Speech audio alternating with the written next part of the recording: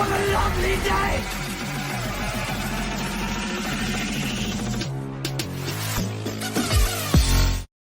Welcome. The Flat Earth Debate Uncut and After Show. I'm your host Nathan Oakley, and if you are new to this channel, or you've not done so already, then be sure to subscribe, hit the bell notification icon and join button to keep up to date with the Flat Earth Debate. If you'd like to support the channel, there is a super chat that runs alongside each of these shows while they premiere. There's also a PayPal, Patreon and crypto link in the info box below the video. Speaking of Patreon, I'm going to do a quick shout out to all of you who do support me on Patreon. So, a massive shout out of thanks and appreciation to Neo the One, Lost Cat FE, Rob W, Open Minded, Reese Pound, Del West Watson, Mike, Muted, Dick Earth Skeptic, Chris Hellman, NA Literalist, Maria Nealand, Unbelievable Productions, Blue Ridge Ranger, Rob H, Burn Fat Till My Stomach Is As Flat As the Earth, Nathan Thompson, The Real Gabster, Windrider, Missouri Bear, Henrik86, Liam Nedrick, Erwin Jennisons, Abraham Mohammed, Dave Rakia Gafford, Naibai, Adrian Quintana, Skeptic936, Life is Short, Fireball X, Felix Hung, TheFlatEarthChannel.com, Texas Mike, Edwin Johnson, Kirsten Smith, Alexander Main, David Wayne Foster, and Dank. So another massive thank you to all of you for supporting me on Patreon. Now, hopefully we're joined by a few people in Discord, so I'll raise the mic on them while I set up for today's live show. Sent me because Helio was telling me, what was it, Saturday? I was like, I'd never seen that, so he sent me the link and I watched it, but that was from a few years ago, no? The Vice interview. Yeah, that was from several years ago. Yeah, very good. as I said when we discussed it, I'm very fussy. You know, I turned down loads of people who want to interview me, and I'm like, no. Various different papers have contacted me. I'm like, no, I don't. You listen to them, talk to them, or they're more likely a bit distant. In other words, you don't get to build that rapport with them, and you know that to me says it all. If they don't want to build a little bit of rapport with you, it's because they're going to throw you under the bus.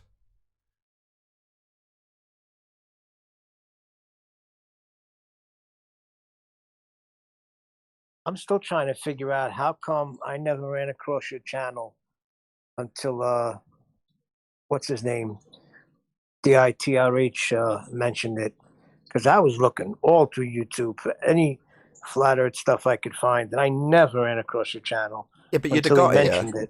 Having been directed here by Dearth, all hail Dearth. You wouldn't have been directed here, right? But you got here, and you'll hear me say in the intro, please share the show on social media, and then often in the show I'll stress that unless the show's being shared, my audience does not grow. That's just how it is. So I don't know how long you've been in this neck of the woods, hey 10th man, Neil, but you know that's just how it is. Probably since you've been here. But that's why I bark on about it.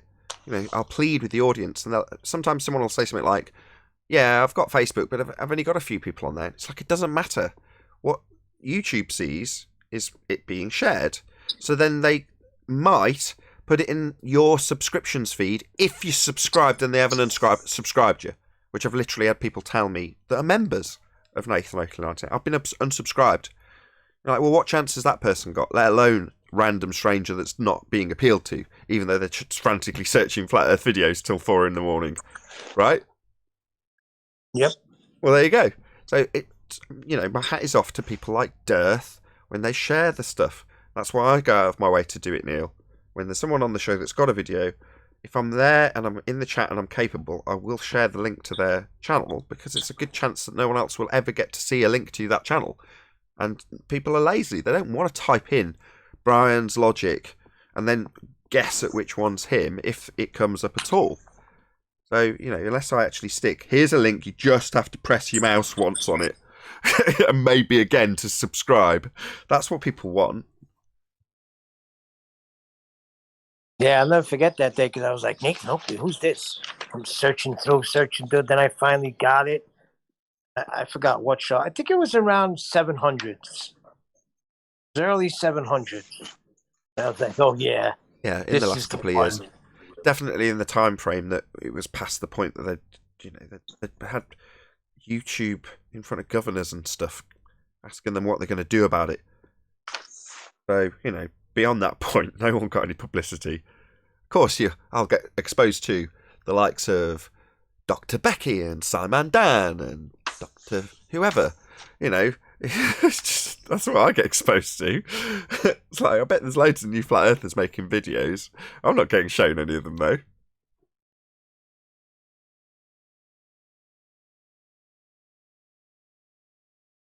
Good morning. Morning. Please share the show if you're listening to this recording. It's really important. I always share when the re-ups. When I'm watching on YouTube, I always share it right away.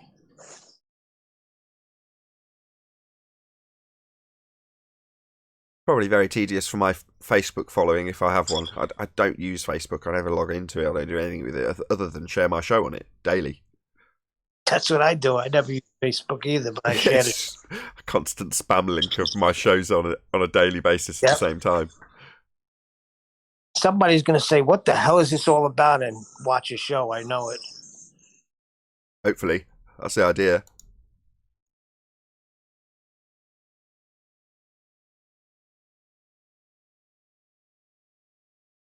I posted a link of Master B to that, what's it called, Space or something? Anyway, all these guys, people we're familiar with on the baller side are talking about it's about time. So it's called Time. And I comment on it, and I saw this morning flat, so I'd comment on it as well. This thing with Bill Nye in the picture? Yeah, the whole thing is dedicated to time and the way they see what time is. So obviously we talk about time here all the time. So yeah, they think it's a causal force, basically. Yeah, they've taken their reification completely into the abstract. They're That's where they doing live. that with everything. Just leave it in the mathematics. And when Rumpus boldly declared the geometric horizon only exists in the maths, to me, that in declaration is a concession that we don't live on a sphere. That's the end of the globe. For them, it's like, no, it's purely in the realms of mathematics. That doesn't mean it's not true, would be the next breath that they say. Yeah, well, that's where they live. They live in that mathematics because they can't show the reality, so they got to keep their belief in it up. And, well, I can't see it here to believe in it. Well, that test didn't help us. You know what? Let's just do it in the abstract, make up some calculations that actually connect the dots, and we'll make it real there. Yeah, don't connect gravity to actual stuff, connect it to time and the conceptual idea that it can be bent in space. Well, you can't demonstrate that, you can't show that. You can calculate it all day long, and then tell people, like Bill Nye will, that that's real. But then it does, they go on to reify it on behalf of mathematicians and say, well, that's obviously how our world really works, though. Here it is in the maths, in the abstract world of maths, the descriptions, not physicality, not actuality. We were just looking at your post, Flatsoid, on the Big Think video. Hi, guys. Hello. Oh, yeah? How's your hand? You wrote, Flatsoid wrote, Feeling, time cannot I'm cannot feeling do like anything. drugged up. Sorry, I'm talking over you, Flatsoid. I was trying to read out your comment. Did you want to read it out yourself? No, you just asked me how's my hand. I'm just saying I'm nice and drugged up. Drugged up because of... The spider bite. Oh, no. That's no good. You didn't see that, Nathan? Spider bite? His hand looks like a balloon. He got bit by a spider. See that? I won't be putting it on for an audience either, but I will flick through the... I'll have a look. Yeah, you'll lose some subscribers if you do that. Yeah, I won't put it up. Well, I'm sorry to hear that. Does that mean you can't work? At least you'll get a thumbs up in that picture. Yeah, but that means he can't work, right? If he can't use his hand and he's all drugged up on painkillers or whatever. Oh my god. We had fun with him yesterday. So that looks like, to describe it for the audience's benefit, it looks like if you tied together 5 parsnips. looks like. Very painful. Yeah, definitely no work flatsoid for a few weeks.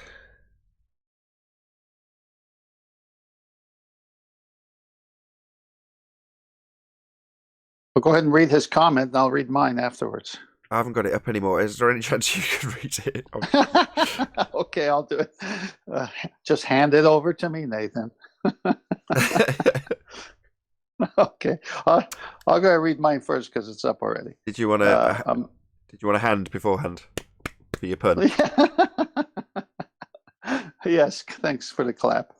So I watched the whole thing and I wrote, time is a concept, a convention we as humans use for a 24-hour day when the sun returns directly above us, our zenith, 15-degree movement of the sun. Time is not a causal force. Time doesn't boil my eggs.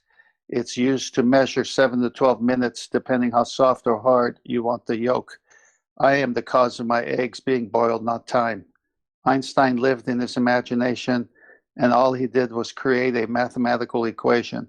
Not science, no dependent variable, no independent variable to manipulate, just math, not scientific method. And that woman is crazy then. I should have said crazier then, but I put that woman that was on the video. And then Flatsoid says, Yeah, the Michelle woman is crazy. tell me about it. All right, Flatsoid wrote, time cannot do anything. It's not actual. It's a man-made concept to measure a unit. So just that alone debunks any scientific validity to time, as time is not scientific. Yeah, superb. Yeah, those comments were missing years past. Now you go to these channels that post these videos, there's so many people that challenge the nonsense that they keep putting out. It's good to see. It is good to see. It's upstart kids, you know. Completely fearless online. They have no issue whatsoever going on to a NASA video that they've been presented and saying space is fake. Oh, you remind me of something. So yesterday, another crew member of the 3 that I interviewed on my video was at the front gate. And so I pulled up. I said, hey, you need to get in? He says, no, we're just working on the outside of your property today. I said, all right, well, just let me know. And went about my day. And then I came later up front, and he was about to take his lunch break. And we started to talk. And I mentioned that I had spoken to his colleagues the other day for my YouTube channel, but I didn't say what the YouTube channel was about. So we jumped to other subjects after that, and then he says, oh, by the way, what's your YouTube channel about? So, of course, I started a new conversation with him, and my phone was at the house, so I couldn't record it. But it was interesting because he says, after I told him what my YouTube channel was about, was the nature of the Earth and the ongoing debate on the internet. Is it a sphere, as they've been telling us, using mathematics, or in reality, is it a plane? And he goes, well, what do you believe? To me. And I said, well, it's pretty obvious. I go, look around you. Are we spinning? You think we're on the ball? He says, well, I know we're not spinning, but, and I go, but what? And it was great. It just went on from there. So he wants to talk again, but he had to take his lunch break. Yeah, rational, normal people who aren't overly dedicated to the heliocentric reification will just hear it and go, yeah. At a general level, most people assume they're not spinning. When you ask them off the cuff, i.e. not in an adherence world where you adhere to this model where we're spinning and moving around the sun, are we spinning? Whereas if you just say, well, do you feel like you're spinning? Most people go, no. You know, and they're not going to concern themselves too much about why that is. They just know instinctively that they're not moving. You know, obviously at the other end of the scale, we've got us debunking the claim that we've got 15 degrees an hour drift. The fundies then replying, well, no, I just assume Earth and atmosphere travel as one when I beg the question that Earth's spinning. And debunk the claim we've got 15 degrees an hour turn of the Earth underneath an inertial reference frame. Well, that's advanced from people who are dedicated to the cause of their religion in heliocentrism versus your average Joe on the street who just goes, yeah, of course we're not. Yeah, obviously. Exactly. Yeah, they know better. Yeah, it's good to see it get to this level of conversation with normies, because they'll at least have good, strong, logical arguments in the event they should be introduced in the future. Hey, I met this guy here, or this person put a comment on YouTube and said, how can you have gas pressure without containment? So try to answer that one.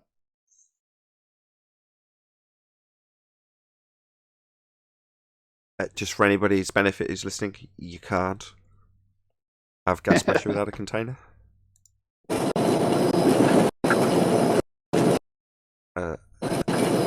Zeely? Wide open mic, can you hear us? Sorry about that. I don't know why it automatically turns the mute off. I don't know why it does that.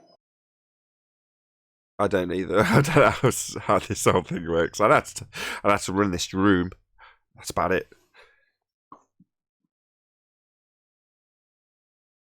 If y'all know how to set it up to push to talk, please let me know and I will set it that way. Yeah, it's in the little cog settings, audio and video.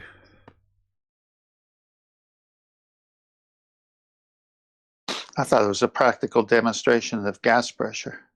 And I know from going into other people's Discord rooms that it'll say, it's given me a message before. I think when I was going into Fakeology.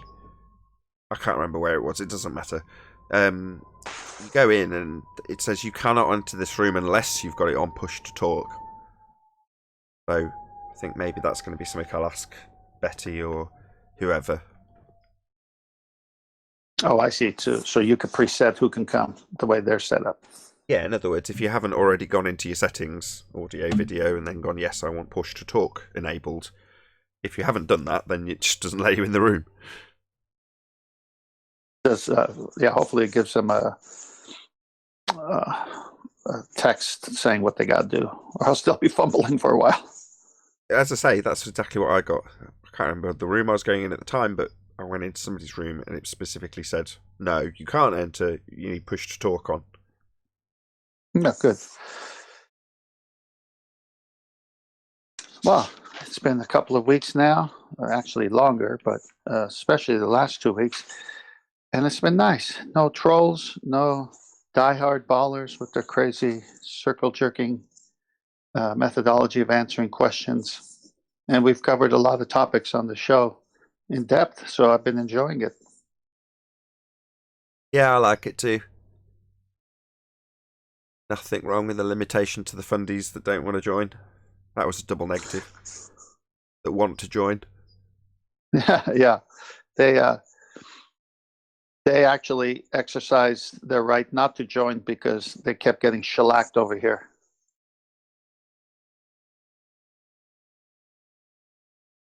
Which is a close cousin to that other word you like, skedaddle. Skedaddle? Yes, good word. I got a chuckle when you said that. It's a word I haven't heard in years. Just watch some westerns.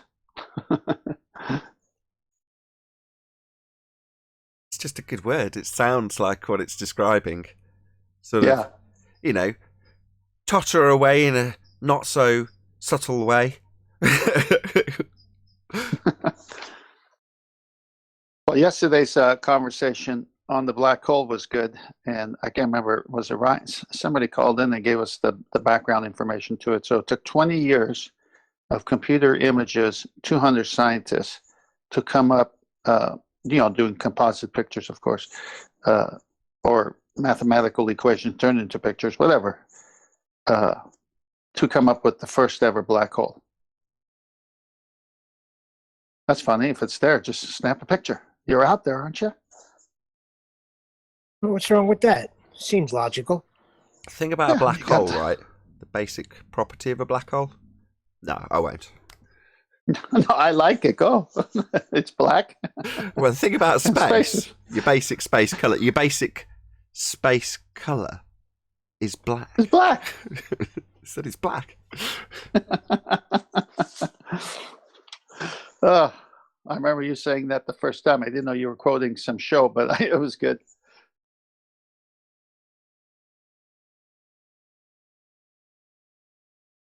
But in the mind of people who hear that, especially the way these props, the pseudoscientists on YouTube videos talk about black holes like it's an everyday occurrence.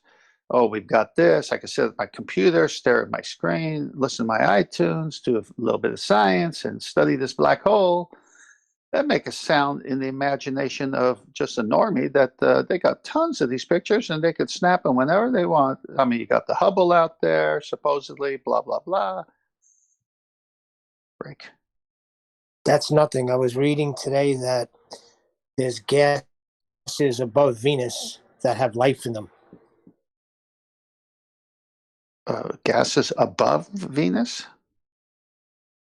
Yes, because Venus is made of all type of volcanoes, and it's 800 degrees Fahrenheit, so it's impossible for any life to live there. But the gases that linger right above it, they've detected life in them. Sorry, what Neil's trying to say is There you have it. the gases that they claim, the light in the sky we know as Venus, that stand like Earth in violation of the second law of thermodynamics.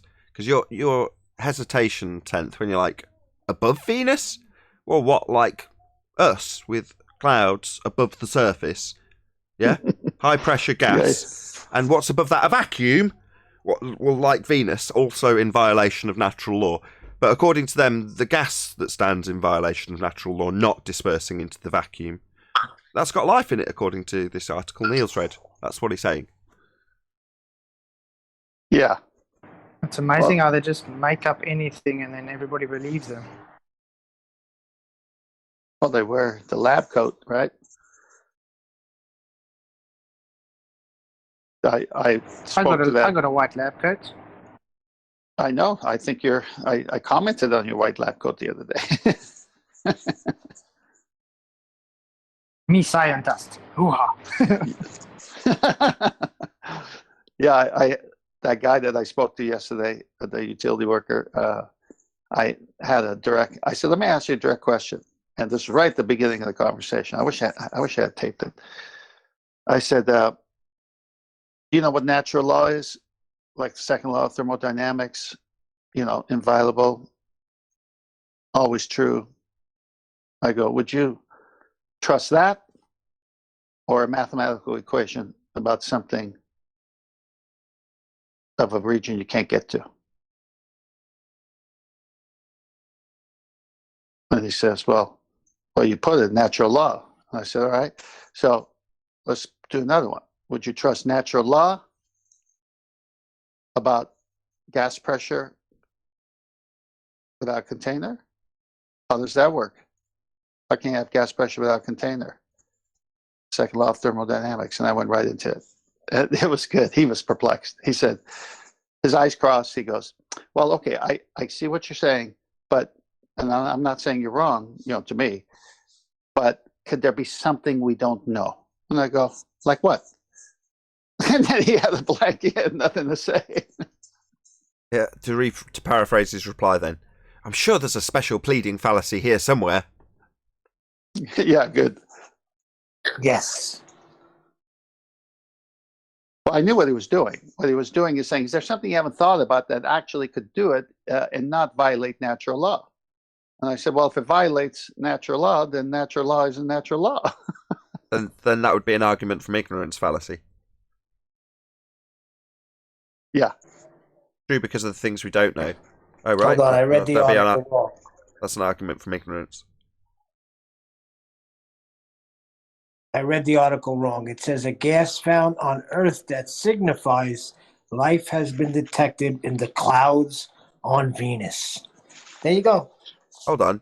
It On matches Venus. what we have here, so therefore life. On Venus, you say. So on. Whereas before you were like above and over and yeah, that's how they use it, isn't it? They say on. So it's on it. What do you mean stuck to it in a A vacuum? stinky, How's that work? toxic, and flammable gas. It says a stinky, toxic, and flammable gas found on Earth has been detected in the atmosphere of Venus. Okay, so the atmosphere of Venus, yeah. What So they in other do words, it's measure? here, it's there. What they do, Neil? Measure farts? Probably probably based in You mentioned spectroscopy. something stinky. Probably based in spectroscopy. I want to know what. I just want to know what kind of probe do they use to get all this information? That's what I want to know. Does it reference it, Neil? A Does it say rectal I mean, they struggle. they're just analysing the light? I mean, they struggle that, to Nathan? find things in our own bodies. It was a What was that, rectal Nathan? probe because it's full of shit.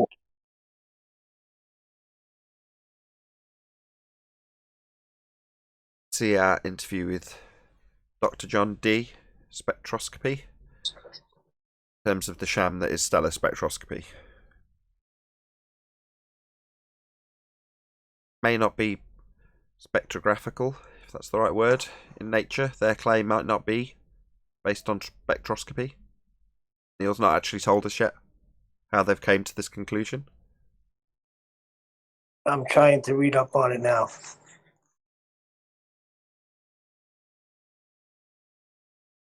As I They recall, need it for the alien invasion.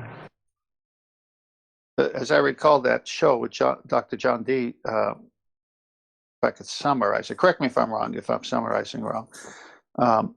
The way they do their test is not done properly because it's going to give you readings from other things between you and the object that you're trying to gain information from, because what's in the atmosphere. So it's stuff up in the sky that are giving you false readings, and these people think that those readings are coming from a place further beyond, something to that effect. Sort of, yeah. You've got the general gist. You're correct that you're wrong. He's not wrong. He's correct. It's when Dr. John Dee's doing spectroscopy. It's in an isolated, sealed box, if you will, and you're introducing samples that you'll then test in various different ways. It's not establishing cause and effect. It's just testing. Yeah, studying, if you will. But his studies are under a certain degree of control when they study. And the study of stellar spectroscopy is done through the atmosphere. So instead of having a controlled box where you know precisely what the content is, you've got what they claim is vast distances between us and it. In no way controlled. It's a joke. Okay, I found it. Researchers used the James Clerk Maxwell telescope in Hawaii in 2017 and the Atacama Large submillimeter array in 2019 to study Venus. Their data revealed this spectral signature unique to traces of phosphine in the planet's atmosphere. Yes, So I was right. So I was 20 correct. parts per billion of the gas is present in Venus clouds. Yes, So so they're using spectroscopy. So spectroscopy. Yeah, so I was correct. So I don't need to repeat myself. Ay, Happy days. Shame.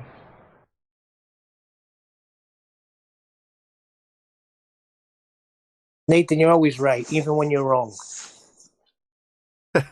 No, far from it. I'm not perfect, Neil. Nobody's infallible. So these gases are inflammable, though. When they study these things, they're actually spotting them by a chart that shows different colors of what they think gas should be, and they see a color, and then they say it's that gas, and they match it by a color. Is that how they do it? Yes, that's correct. Signature of the gas, presumably acquired by people like Dr. John D doing actual spectroscopy. And then they look at a light in the sky and go, well, it's that gas. It's got the same signature. That's so insane. It's total bollocks. Very amusing for us to have a chuckle at. They're looking through the it's very a complete gas. sham. It's just an extension of of observe and declare, right? It's just got an extra little bullshit step in between. But, you know, it said it all in the first few sentences of what Neil described. They had a little look at it. Yeah, but it's, I mean, I'm a normie, right, when it comes to all this other type of, I mean, I've learned a lot about science here, but basically I'm a normie.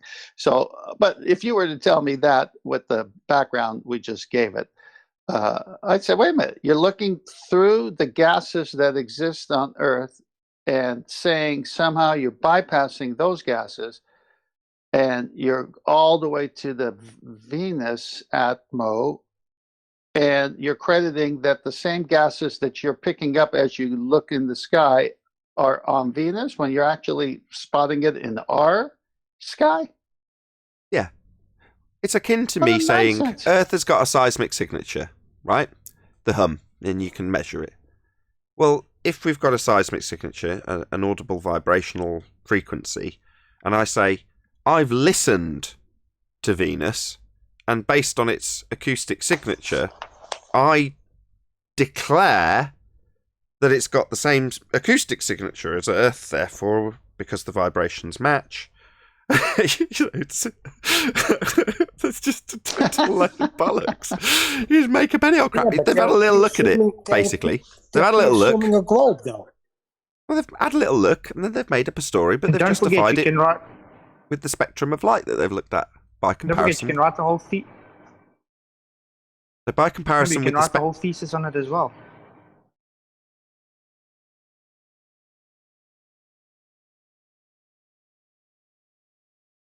Go on, Flatside.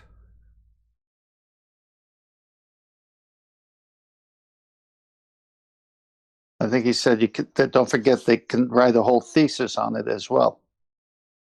Yeah, you could submit a whole load of nonsense. Yeah, convection currents. I'm gonna write observe and declare currents on planets I've never been to.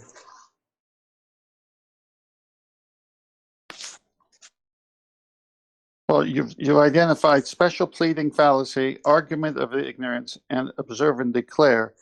And when they talk on their videos, if you're not aware of these things, you wouldn't spot those things and think that they actually had something.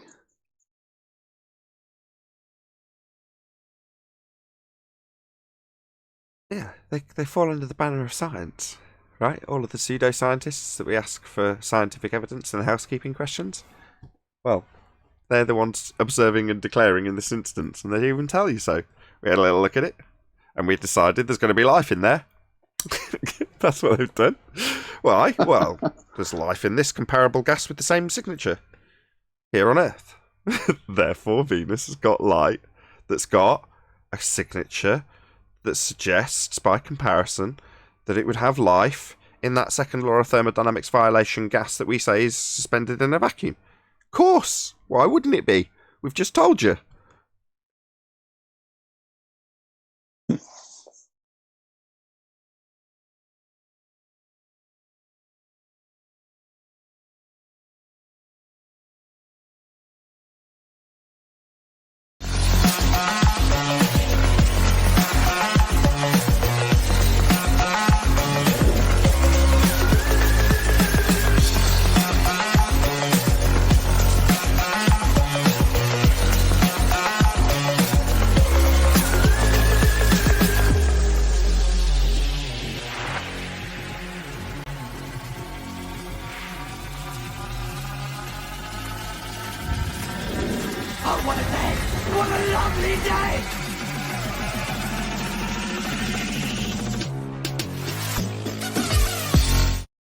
Welcome to Flat Earth Debate Live.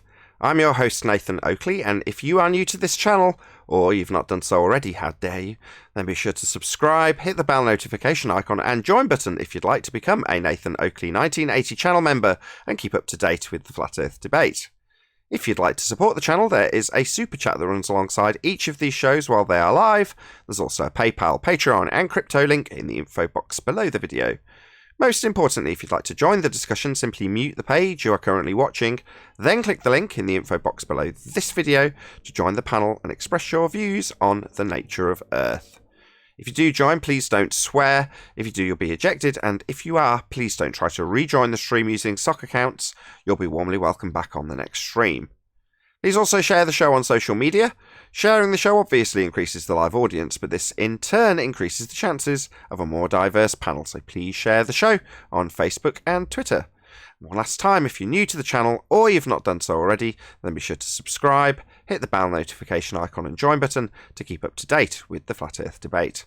Now we are joined by 10th Man, Flatzoid, Neil, Chocolate Saying, Arwin, and a whole bunch of people in Discord. So welcome, one and all.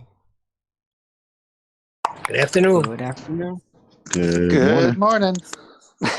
Good one, John. Good morning, good afternoon. Wait, hello. hold up. Neil, how are you saying good afternoon if we're still morning, damn it? Because to Nathan, it's afternoon. Yeah, Are you doing a European tour? Nathan, it's afternoon. He's hosting the show. It's his show. Good afternoon, Nathan. Good morning, Neil and Chocolate. Yeah. Yeah, Nathan and I are in the future. Yeah, I suppose so. Time-wise, we are at least. Any evidence of a physical geometric sphere-edge horizon, formerly known as the curve of the Earth? Not from any spectrum. Can one surf it? It will always exist in the math. Not from the clouds of Venus. It sounds like a song. How Johnny, can anything real exist in the maths? I was going to go on to that. Well said, 10th. Do you want to repeat that, Arwin? It will always exist in the math. And what's maths? Is that where I stand, how I exist? Is that physical? Is it physics? Is maths No, physics? it's an idea. Like a description, like an abstraction. Yeah.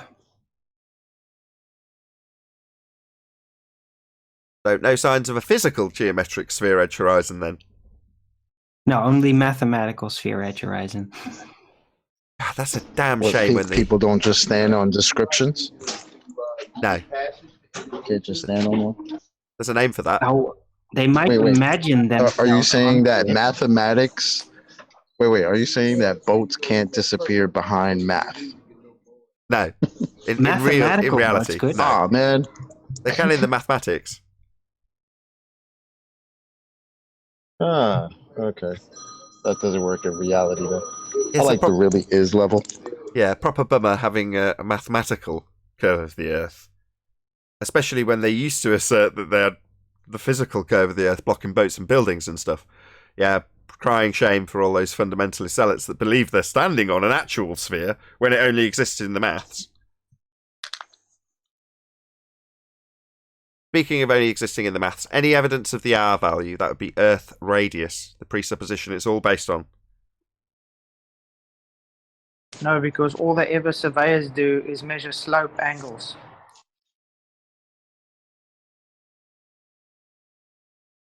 If we can't show curvature, then how are we going to find the radius? You can't. It only exists in the maths, Neil. Didn't we just cover this?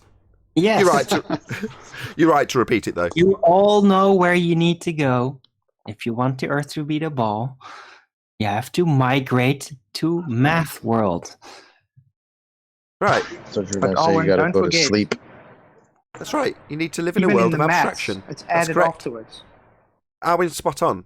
Even in You need to live in a world of abstractions. That's right, Arwin. Yeah, but even in this maths, they have to add it in afterwards.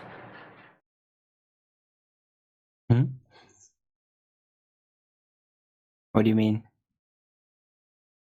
Surveying doesn't measure curve. These Yeah, but plane surveying geometry. is for the real world. You know that. No. I think he's pointing out the Yes, paradox and then within the then- maths. Then they jump. Right, Platzoid, you're pointing out the paradox within the maths. In other words, you can't actually establish the R to begin with for the maths. Exactly. Yeah, that's my point. Yeah, it's paradoxical. Yeah, exactly. Yeah, but that's only if you're going to try to reify it into physical reality somehow. Well, that's the point. Where are you going to get it from? Where'd you get it in the first place? Oh, wait, we were still trying to go with that, were we?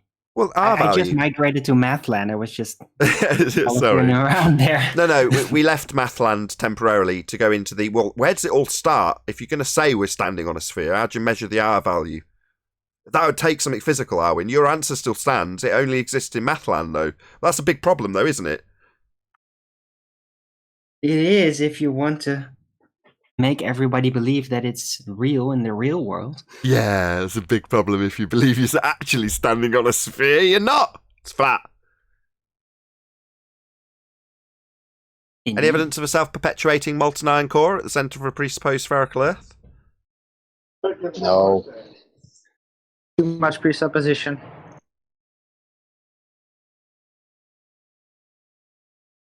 Yeah, just a giant story and no confirmation whatsoever. They barely tried.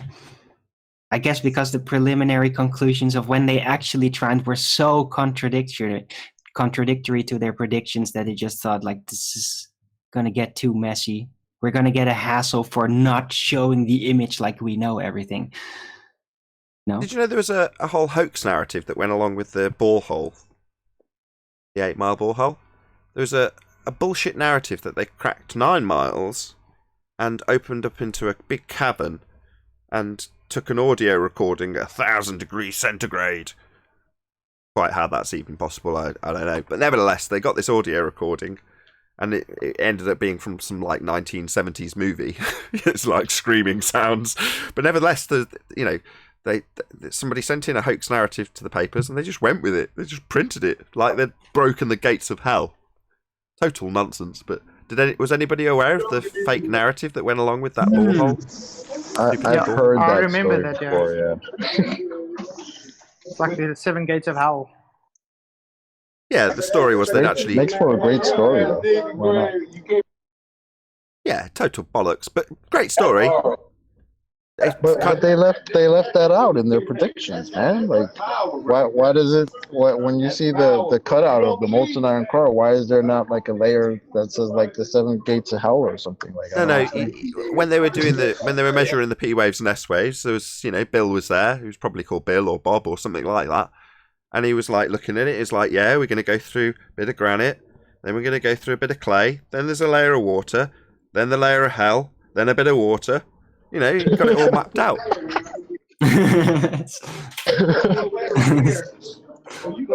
Awesome. Yeah, but send it to JPL and Bob will say, no, I see it. Don't you see it? I see it. No, well, so we got the 7 gates of hell, and on the a few layers under that we got the molten iron core. But we're worried about global warming. I just renamed it. No, there's all new kinds of complications with this new information being brought to the table, right? Because maybe there's issues with like the hell cavern migrating within the liquid part of the molten iron core. Maybe that will shift things on the Earth. Bro, that's what volcanoes are. They're gates to hell, and the lava's the demons coming out. Yeah. No. It's like the migration of the hell cavern within the molten situation that might shift like the gravity slightly and then cause these eruptions or something. Oh, creating more hell caverns up here. Nice, yeah. Yeah, Too when much Narnia for me. When the fallen science fiction sound. Well, go ahead, add it to my saying here. When the fallen spirits try to pick the lock to get out, they cause volcanoes.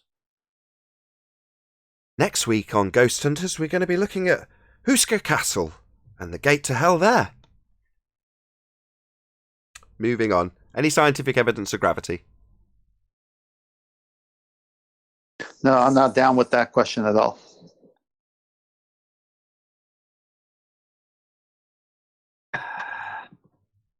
The tides. Just kidding.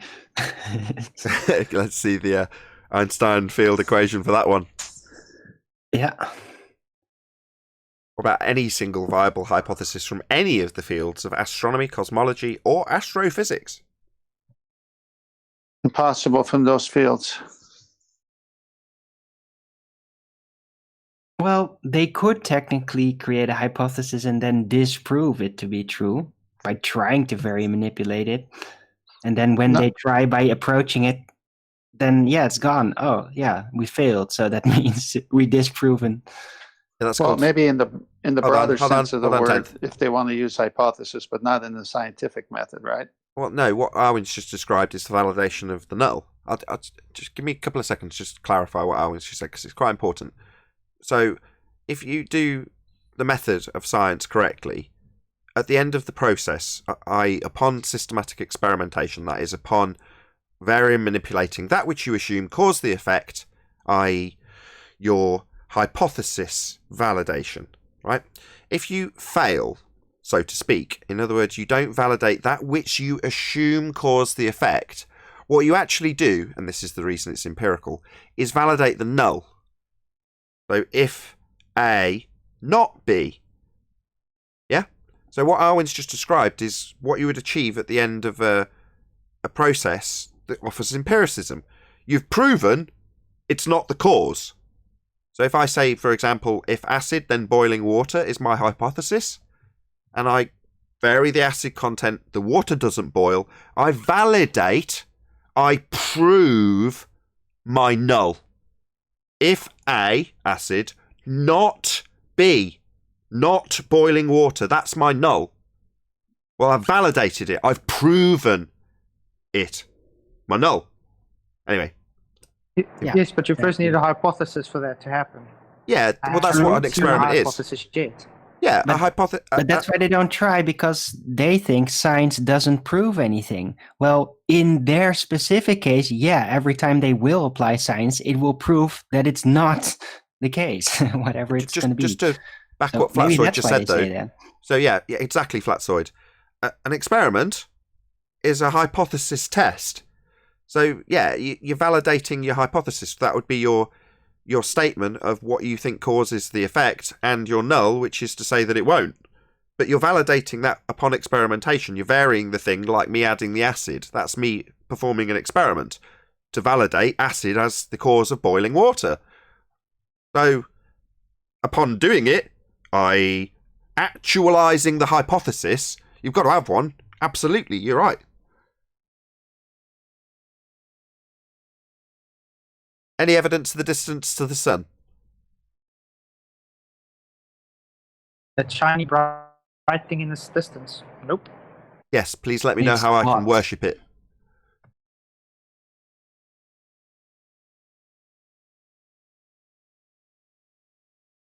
It's very hot. Over there, we got an angle to it, and that's about it. Shout out to Good Servant for the smiley face. Super chat. Thank you very much.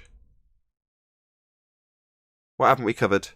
Any evidence that you can have gas pressure without the necessary antecedent of a container to press upon? Like to see it. They keep claiming we have it, but they can't ever demonstrate that it works. You know, it's obvious it doesn't. And no, ballers, pressure gradient still requires a containment.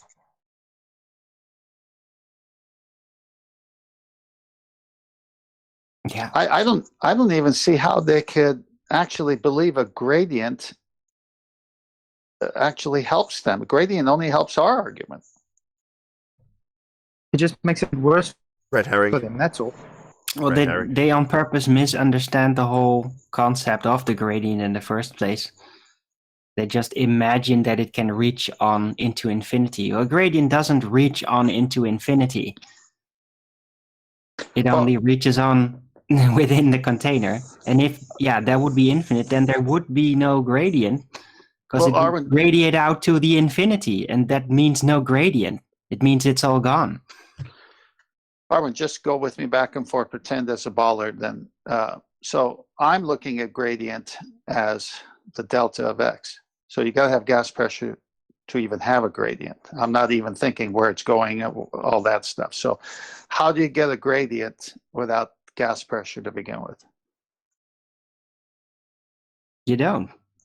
It just Okay, radiates out into infinity, which means no gradient.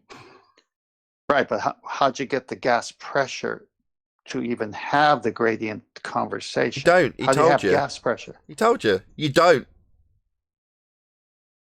Yeah, but he said it goes It's out too to busy infinity. shooting off in all directions. Yeah, it's too Yeah, but- busy succumbing to entropy increase.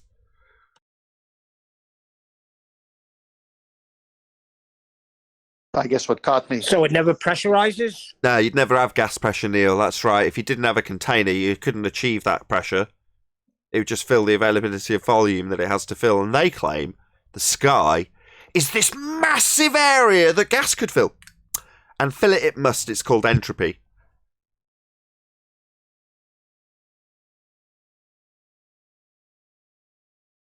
Any evidence of axial rotation of the Earth-based variety?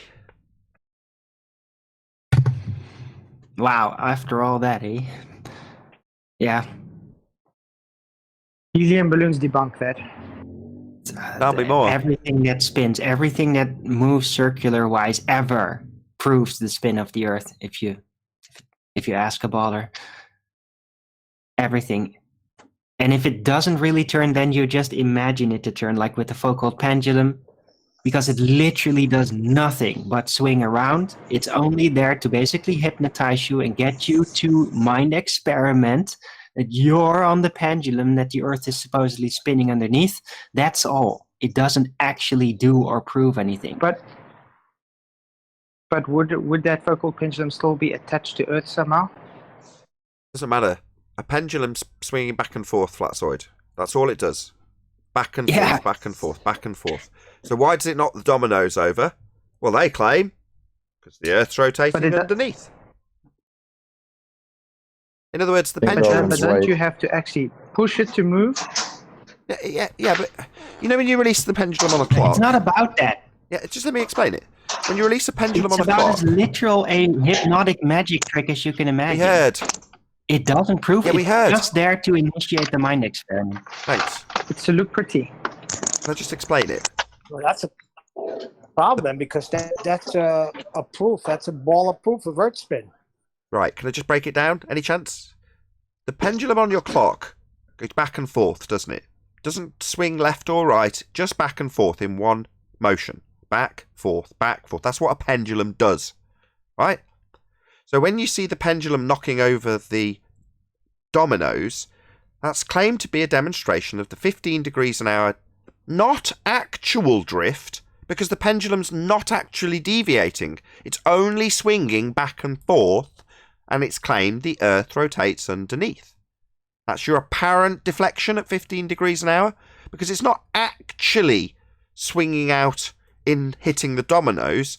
It's claimed the Earth rotates underneath. That's Coriolis effect.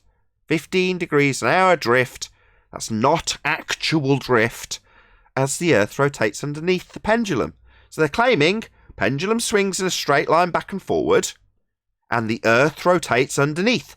So while you're attached to the Earth, it looks like the pendulum's moving outwards to knock the next domino over. It's not. It's only moving back and forth as you rotate underneath, so you can observe the not actual deflection of the pendulum because you're rotating underneath. It doesn't matter that the pendulum's attached to the Earth, because the pendulum in its motion is in its own reference frame, claimed to be the inertial reference frame. So it swings back and forth in the inertial reference frame, and you are claimed to rotate underneath. But then why didn't my helium balloon move? You'd think after 25 minutes it would do something. Because Earth does not rotate underneath. Anything other than this gyro or this pendulum that they claim gives them the demonstration of 15 degrees an hour drift. Because that means that if you're in the inertial reference frame, i.e. not attached to the rotating frame of reference, then you're supposed to see everything that's not attached drift at 15 degrees an hour. And your balloon would drift away at the same rate the sun drifted past it. So even though it's not attached to Earth, it's not drifting. Well, it should. It just doesn't. Because we're not turning. There is no Coriolis deviation as Earth rotates underneath. Earth doesn't rotate underneath. Yeah, well, the ballers are claiming now we wouldn't expect to see a drift. Well, that means there's no 15 degrees an hour deviation. Well, bye-bye claim that that Neil deGrasse Tyson and the assertion within the religion states proves you're spinning. Because you're supposed to have 15 degrees an hour to prove you're spinning, not a defence about why you don't, with a begging the question fallacy that I assume Earth's spinning, but we don't see any 15 degrees an hour deviation because the atmosphere's travelling with the Earth. Well, that would piss right in the face of Neil deGrasse Tyson's assertion that when a football's kicked, Earth turns underneath it to make the field goal, and from the stands it looks like it's curving, but you're just attached to a frame of reference that's claimed to be turning, and then the ball leaves that frame of reference, and you get an apparent deviation. Not actual, it's just you turning underneath it according to their claim. And the ball's left Earth, like your balloon. Left Earth for a prolonged period, but didn't have any drift. So your response, Fundy Globehead, is to say, well, we wouldn't expect to see the 15 degrees an hour deviation that we claim proves it spins. Well, that's not a very good argument now, is it?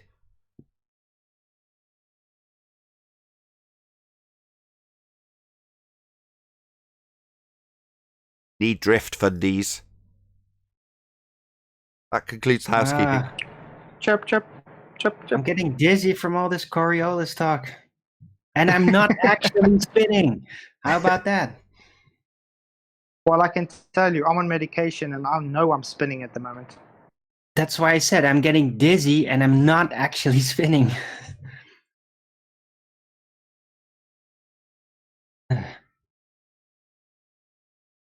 Because the Earth's not spinning, right? Yeah, they need that 15 degrees I an have no hour. fear. They tell us about it without actually concluding their statement. They say 15 degrees an hour proves the Earth spinning. All right, 15 degrees an hour of what? An apparent deviation because we're spinning underneath an inertial reference frame, like Neil deGrasse Tyson points out with the football.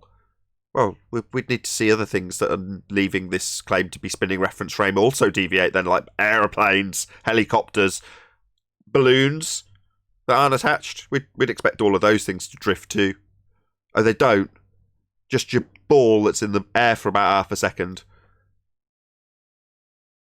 Can I get a mic check, Nathan? Hello. Okay, good. I was talking and no one was hearing me, so I just had to rejoin the show. I was commenting on Flatzoid's statement when he said, which is their new mantra, well, we wouldn't expect to see. Well, two of their supposed strongest claims for the heliocentric model is Earth curve and Earth rotation. Well, now it's, well, we wouldn't expect to see Earth curve. And then, well, we wouldn't expect to feel rotation of the Earth. So they're backing down pretty quick. We wouldn't expect the second law of thermodynamics to apply to our sky vacuum belief.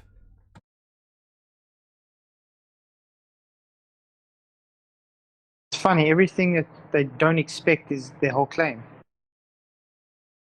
Exactly. But from a mathematical standpoint, that would be correct. It's like, why are you bothering us about our math when we're all those expectations live in the math. Nowhere else, nowhere in physicality. right?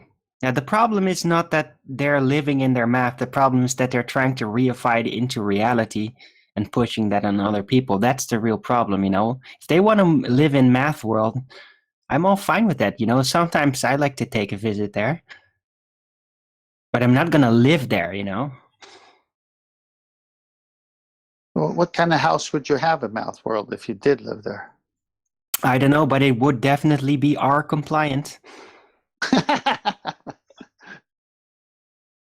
A quick shout out to Julio Pamon, who says there is axial rotation on a globe in every kid's classroom or children. Thank you very much for the super chat, Julio.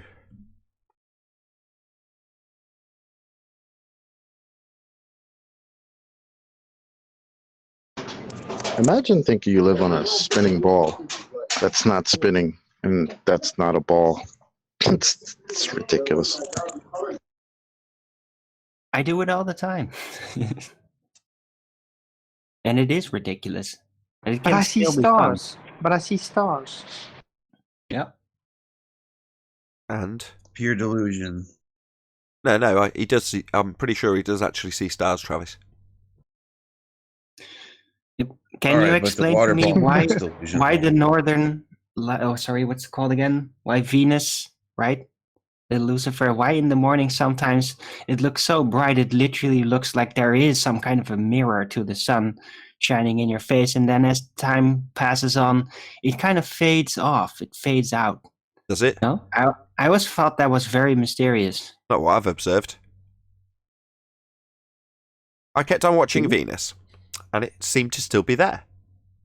So the time would come and go that it was supposed to disappear, and it wouldn't. It would still be in the sky. One day I was like, I wonder how long I can keep an eye on it for.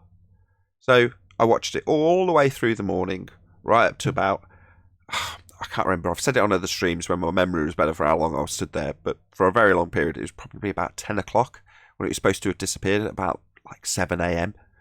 And I just kept my head cricked. My man did I have a sore neck after that, but I was just staring up at the sky.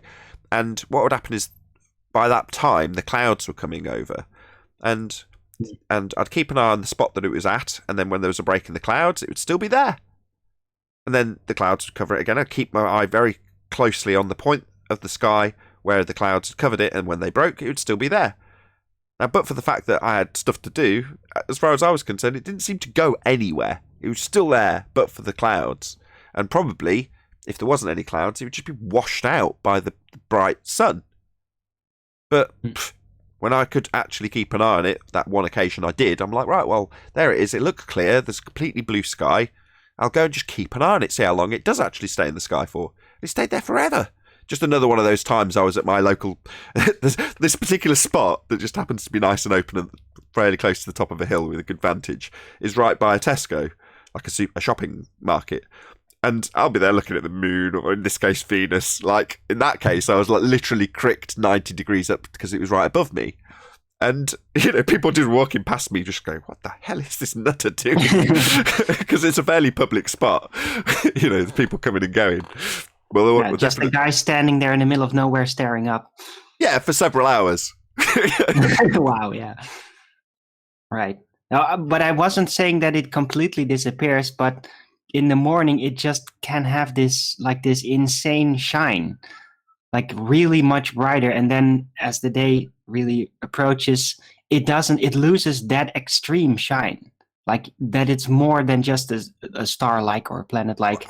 Well, in a way I'm agreeing with you. The fact that bright, and then it kind of fades off and it turns more into a normal wandering star. Well, during the day, when you say it fades off, as it was getting towards daytime and I was keeping an eye on it, it only fades because you've got a massively bright blue sky around it. But it's still very much, when I was looking at it, a star in the blue daylight sky. That's what it is. And it was there for a prolonged period. And it's only less bright, because it is a very, very bright light. But it's only comparatively bright because you've got the contrast of a very light day behind it. But the fact that you can see it at all in the daylight, to me, was just mad. That's why I went out and spent so many hours, because I'd seen it so many times, watching it through the window or looking at it with a telescope, going, wow, why is it still there? Because you'd have your little app or whatever that told you when it was supposed to go down, and it never did. Right. It just gave it you in coincidence with the dawn. Okay. But that's not specifically what I agree. It stays. It's very bright nonetheless, but it has another effect, like something that's just different. It just, in the super early morning, it doesn't really matter, because other stars can also be bright and twinkly, but it just has this blinding quality in the morning. And it's not because my eyes are not used to the day, because it can already be that there's this part over in the east where it's already getting really bright, and then it'll still be there, sit there kind of next to it, and just be like insanely bright, like it almost hurts to look at type of bright, almost. That's what I was specifically. On the next time. It was the first point in the discussion that I realised there was a lot of people who just didn't know what they were talking about. So, Flat Earth comes around. I've still got my telescope. I've looked at Venus plenty, and people start coming out with these videos that are taken with P900s that just aren't focusing correctly, and what they were presenting didn't look like what I looked at. It didn't look like what I saw through my telescope. You know what I mean? It looked very different, and it just looked like it was wrong. And I remember all these people coming out and going, look at it, it's like a wibbly wobbly. I'm like, no, it ain't. That's not what it looks like at all. There's got to be something going on. And then someone eventually came along and was like, yeah, they've just not focused. You need to put a little piece of paper in front of the P900 and then take it away, or something along those lines, to get it to look like it actually looks. You remember those videos? I think Eric debated one of them. The dancing lights. Just looked like a wibbly wobbly, like it had life. Right, like a cell in water. Yeah, that's a good description. Yeah. That's not what it looks like. Sonoluminescence. Yeah, they had all that stuff out at the time as well. Star in a jar and all that solar luminescence. Right. That used to be curved waters thing that he would always say. Flat earthers can't use their cameras right. Whoop, whoop, whoop. Well, he's right. Yeah, he was right, but still. It's like he was like a broken record. I've seen some. Go on, Pastor. I've seen some awesome observations done by flat earthers that are even better than globers. So. Oh, absolutely. You can't just pour scorn on everyone's. It's a baseless generalisation, stereotyping fallacy. If you just say, well, flat earthers are rubbish with cameras, it's like, no. There were certain examples where people just made a mistake. They just lined it up, started taking the video, and just assumed that that's correct. Well, it wasn't. How are they to know if you don't know? You don't know what you don't know. Yeah, real quick, going back to that Venus thing. You were saying that you watched it all night long, or what? No, I watched it all morning. Me? You talking about Venus? Excuse me. You talking about me watching Venus with my head cricked up to the sky for hours on end? Yes. Yeah, so I've watched it in the morning, and then I've kept watching it beyond the point that it's supposed to have vanished, according to the app that I had. He was stalking Venus. Yeah, I'm talking Venus. I agree with him, just clarifying what I did when I was watching it. So when it vanished, you had to clip your neck up. So it didn't vanish apparently at the horizon. Oh, no. No, it wasn't vanishing because of anything to do with the horizon. It was above me. But it was just at a point in the day where you couldn't, the cloud cover had covered it. But that was the longest I'd ever kept my eye on it. Obviously, you're usually like, wow, that's up really late. However, I've got stuff to do. I can't sit here all day. But on that particular occasion, I'm like, right, clear sky, nothing to do. I'm going to watch this all day. As long as I can keep my eye on it, I'm going to keep my eye on it. So I did. Just went up to my spot at the top of the hill, by my Tesco, where all the people think I'm a nutter. And I watched it. And like I say, I just watched it until I couldn't keep my eye on it because the clouds came and that was what took it away from my view. But that was just the one occasion that I'd kept my eye on it for as long as I humanly could. Even when it had vanished from view behind clouds, I still kept my eye on it in case there was a break in the clouds to see if it was still there, which it was. You think the daylight would have drowned it out eventually? But that's the reason I kept my eye on it. The amount of times I'd watched it from pretty much where I'm sat here. This used to be where I'm sat now broadcasting from is where my telescope used to sit. Well, the amount of times, not necessarily through the telescope, but I'd just gone, well, it's up way later than it should be. Why can I still see it? It's daytime. Right, but you said the clouds are the ones that hit it in the daytime. I would think eventually with the light getting stronger and stronger, it would drown it out, right? No, but not at all. You said the clouds got it beforehand. No. So typically, the reason I've gone to the effort of going up the road and keeping my eye on it for hours and hours and hours on end is because each time I've looked at it in the daylight, I've gone, wow, it's still there. Yeah, it's known as the morning star, but not the, daytime star. You know what I mean? It's supposed to disappear eventually as soon as, like I said, coinciding with the day coming. Right. Black Swan. Black Swan. How much have you seen it at night? Maybe this will spark a whole load of people to actually look at what's going on in their night sky, because most people don't. Most people haven't got a vaguest idea. They don't even look at it. They might not ever even glance their head up. I've been watching a lot this summer, but now we've got so much smoke over here. I can't see 300 feet in front of my face. Right. Yeah, that's going to cause a bit of a problem for stargazing right now. Yeah, we're smoke gazing here. It's too bad the spin of the Earth can't just clear that up real quick. Yeah, you should have rotated under that at 15 degrees an hour. Good point.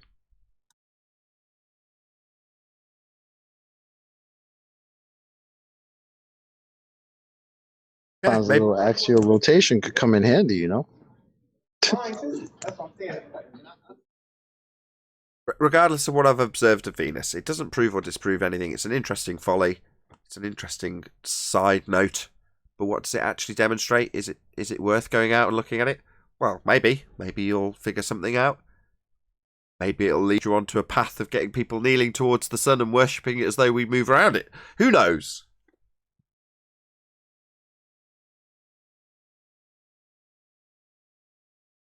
They know. Do they? I think they thought they knew till the 50s. Then they started looking and go, and I honestly think they at some point went, we're wrong. What are we going to do? Let's lie through our back teeth. Let's fake it. Any ballers in here have any scientific evidence for their spinning ball religion? Even though it's not a scientific question, but yet they've asserted for years that they have all this scientific proof for it. Like, oh, we have all this scientific proof of the globe, but yet now in 2020, science doesn't prove anything. Any Globers? Not only do they say that, but they say we deny all the science that they bring. But aren't we the ones asking for it? How do we?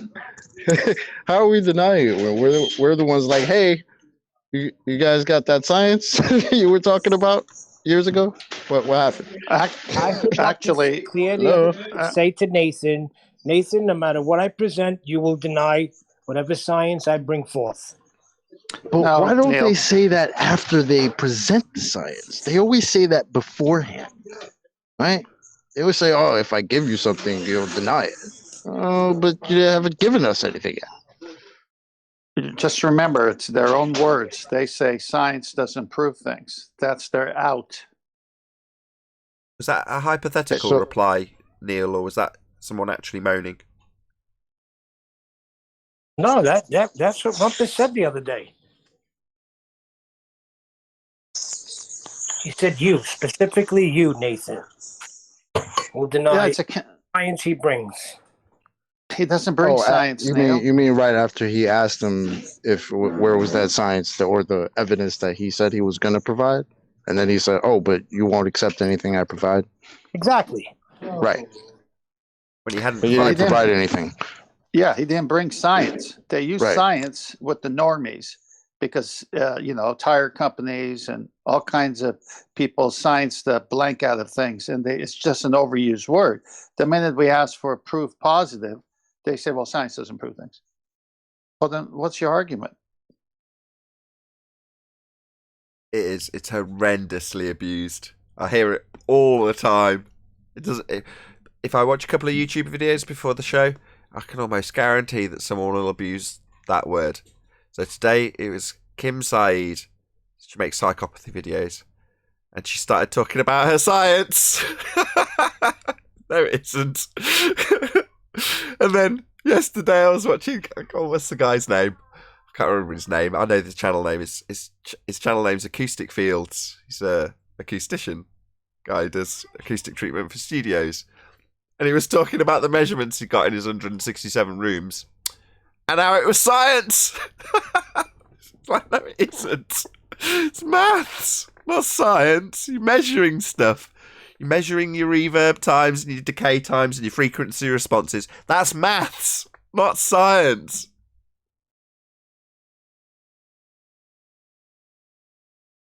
Oh, it's terrible. It's just part of the vernacular, though, isn't it? It's just colloquially. I've measured something really accurately, therefore science. That's what they really hijacked, the term science. Yeah, they needed to. Their entire paradigms are mathematical reification. So convince people that maths is science. What science? Well, dealing with the physical, i.e. physics. Convince people that maths is physics. Well, it's not. Maths is maths. Dealing with the abstract descriptions of things mathematically. And physics is physics, dealing with the physical and natural world. So maths isn't physics. But when you've got a model that's based in maths, you're going to tell people maths is physics. Red rhetoric, right? Quote, math is reality, end quote, red rhetoric. No, it isn't, you complete tard. Maths is maths. It's abstract. Physics is physics. That's the physical. Reality, that's physics. No, he said reality now, not physical, right? Does it become reality once you write down the mathematics? No. Where's Anthony Riley when you need him? If you've got 2 ice creams and you give me 3 ice creams, how many ice creams have you got? I'm glad you brought that up because I was told it doesn't matter because you're eventually going to have to produce those negative ice creams. So it is reality. Yeah, but you can't have I'm not negative. kidding. But in reality, you can describe it. Of that, which is the apples. I've Yeah, had people tell yeah. me, "Yeah, I could owe you 2 apples." Like, what? Nobody's talking about owing me 2 apples. Can you take 5 apples from me if I've only got 2? You'll owe him 3, Chocolate. Nobody's talking about Eventually, you'll owing have to pay anybody. that. So reality. How can they check it take Neil? Slow down, Neil. How can they take 5 apples from Chocolate when he only has 2? And listen to me. Eventually, he has to pay him those 3, so it's reality. He owes him 3. Sorry, in the That's what I maths, was right? told. I'm not Sorry, kidding. Neil, a minus sign, when you say -1 at the end after the equals, that doesn't suddenly imply some contractual obligation to at a later stage with the black book out. None of that's implied, right? Because in reality, you can't have -1 apple or ice cream. I was told. No, you Neil have to knows pay that. me for that apple. I know what Neil's saying because I've been told that myself when I've asked the question. They've told me, "Oh, I could owe you 3 apples," and I'm like, "No. That's not what I'm saying. If you're in front of my face, we're right here, right next to each other, and I've got 2 apples. Can you take 5 away from me?" And to hear the mental gymnastics that they go through in order to not answer that question because they know where it's going to lead. Math isn't reality. We all know that. Let's just do it in steps, just these because there are guys- people that are going to hear the rebuttal and say, no, I agree with that. No, you can owe him 5 apples or whatever. So let's keep it simple. So you've got 2 apples and you're asking somebody to give them 3 apples. So you're going to end up with the equation looking as 2 minus 3. Yeah? That's all you're going to have. And you ask them to describe, what does 2 apples look like? They go, well, here's a picture of 2 apples. Or I can show you them. Here's actually 2 apples. You go, right, okay, well, describe what you get after the equal symbol. What do you get? What is that? What's the minus? What does that look like? And they go, well, it's a debt structure. It's a contract between you and I where I'm going to agree to give you apples at a later date. So that's what a minus symbol represents. That's what it represents, does it? Wow. I didn't know that. The little contract that we've now got going on is represented by that little minus symbol in the maths after the equal sign. And no, that's not what it describes at all. And the whole time proving my point, which is you cannot give me 5 apples right now, no matter what the hell you do, because you can't, or I'm sorry, you can't take 5 apples from me no matter what you do, because I've only got 2. So go to your math, go to your paper, and write down how many I owe, how many you owe, but you can't do it because math is not reality. But we can describe it. Until you go to the grocery store and you buy a bag of apples, No. you can give them the other 3. No. Until you describe it, Neil. So you can take this language and you can extrapolate from your description.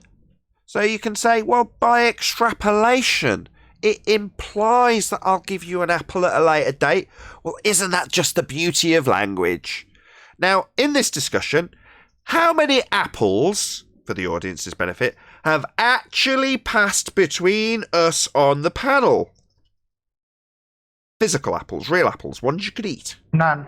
None. When it falls apart. All abstract. Just descriptions of apples. Not physical. We're not testing it physically. Not physics. Just descriptions and abstractions about things that don't even exist in this instance. I'd say 2 apples because Neil and Chocolate came from the Big Apple. Stop. No longer will we use apples. We're going to use sloopelgurks. How many sloopelgurks? So, what are you laughing about? How many Sloopelgurks can I give you if I've only got 2? What's a Sloopelgurk? Well, it's a Sloopelgurk. I don't know. I think they skedaddled. Well, sorry. I'm just saying, in this hypothetical scenario, there could be apples, it could be anything. I can make something up because it's just words, just a description. That's what maths is doing, describing something. But when they say no, the description's physical. Oh, really? No, it isn't. That would be physics. The funny part is I've only had 1 or 2 people actually tell me just, no, of course you can't do that. Oh, all right, thanks. Appreciate the honesty. I'm going to go ahead and predict for the ball we're going to go, though. Hi, by the way. Hi, Paul. That you can predict what would happen. Like if you took those 2 apples away, you could predict like he would have 0 apples. So you can use math to predict.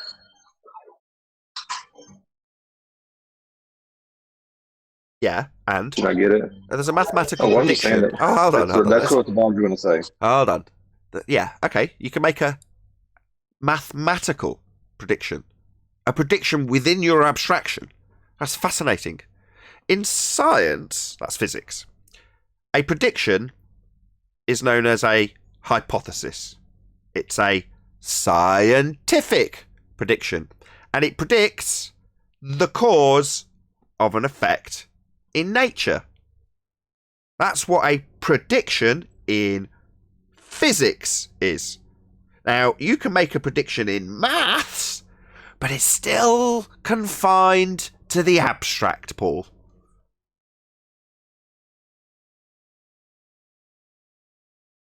Sorry, I won't wait for the mute button. Yeah, I get it, but that's what they're going to argue, though. So no matter what, then they're going to use, well, if I throw the ball, if I do this math, I can predict with so much force where the ball is going to land.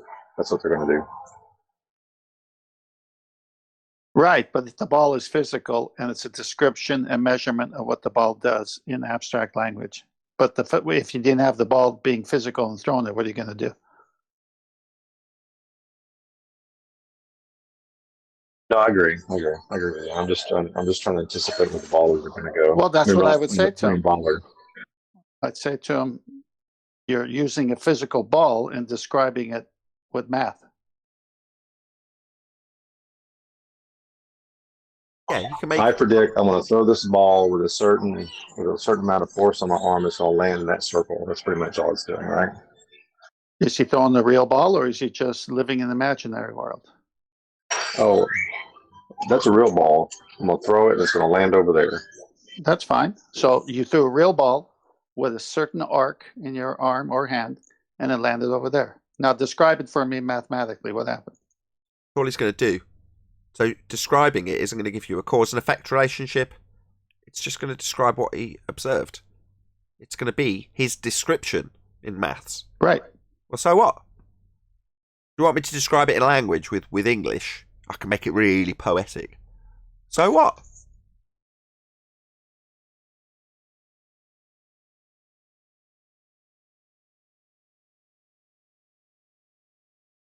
Descriptions aren't causes. That's the bottom line. Sorry, Paul. There was a long enough pause, Paul. Sorry. I'm trying to do something. I'm trying to get back to my mute button. My phone's charging. So I said the cause of the ball being thrown is me deciding to throw it. Now, if you want to get into the breakdown of each individual part of that, like the chemistry going on in my arm to put the force on the ball, but even that's just still describing. You're not getting into the ultimate causes. You've already told us why the ball was thrown. Don't need to. You've already told us the cause. Yeah, I threw the ball. I wanted to throw the ball over there.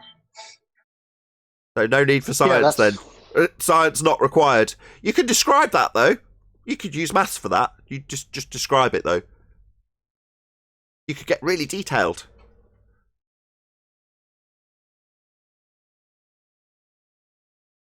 Yeah, when I took anatomy class, the professor said, "Here's what I want you to do. What's going on inside the brain or inside the body? I see a bee. It stings me. I swat it." And I had to walk back everything from in the eye to the neural, the part of the brain, what nerve endings were triggered, all that. But ultimately, why did I swat the B? Not because of all that. It's because I swatted because I didn't want to be stoned. You know, so but you can get into all the mechanics of why or what's going on. But yeah, it doesn't mean that's the cause of the B. Neurons firing, synapses happening, action potentials. That's the detailed explanation. But like you said, you did it.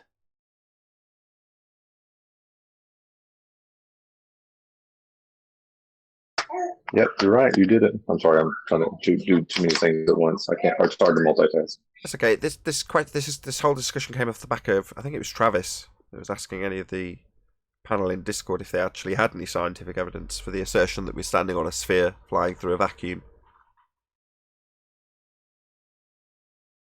It sounds so silly when you say that. How could I have ever believed that? Looks like cats got their tongue. Well, that brings up another question. How do you, if there's no science for the globe and there's no science for flat Earth, how do you validate a what is question?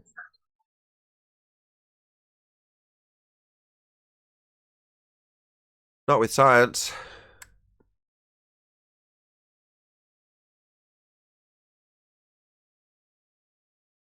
Well, we could With measure a the label? Earth, can't we?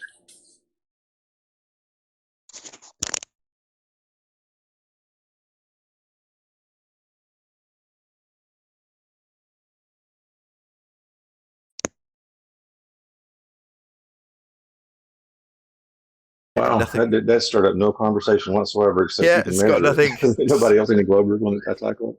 You didn't Feelers hear have me? been put out by you, Travis, but you got nothing for it, I'm afraid. Oh, it was just a little retort. Travis, the label. Black Swan killed the ballers. There are very few come on anymore. I never knew a swan could be so deadly. We got Sam Ray and Mold Man, aka Mailman. Come on, Mailman, you got anything to say? You like to talk to QE all the time. Besides zealotry. Actually, on server mute, my bad. Oh, really?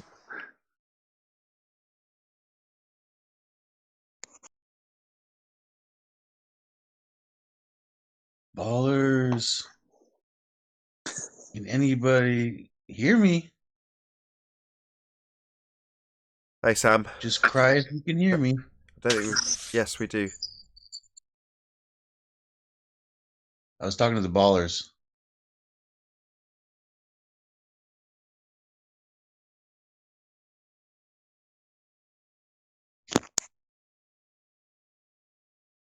Hey, Brian.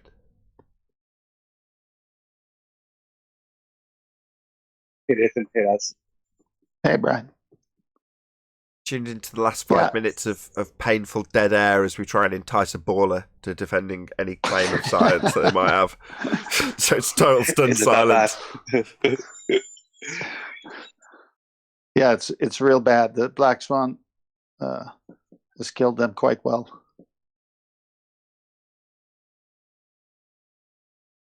I know, Nathan, you're thrilled with your feet up, but I kind of like it when these ballers come in and they get ripped apart. How did you know I had my feet up? I have actually got my feet up. On a stack of Lego bricks.